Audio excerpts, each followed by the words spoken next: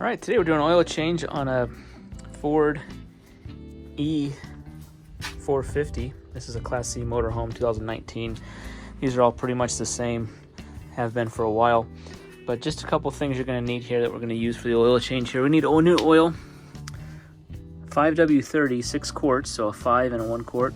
We need a new filter. We're going to use the FL820S.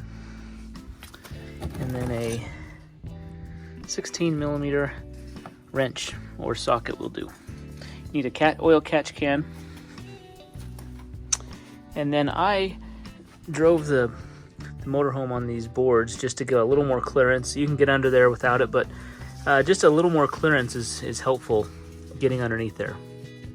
All right, we're getting underneath to drain the oil. I'll show you where the oil drain bolt is and the oil filter.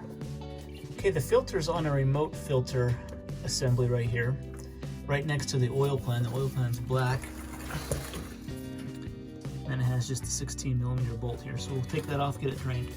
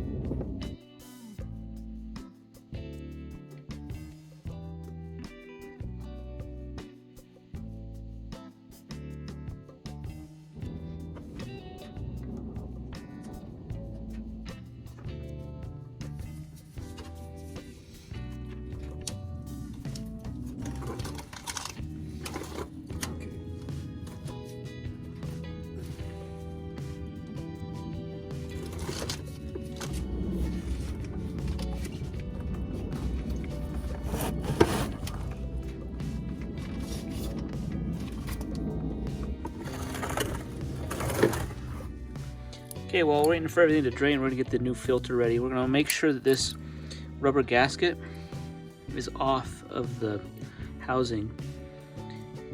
We're gonna dip this in some oil, put a little oil in here, and we're gonna spin it back on.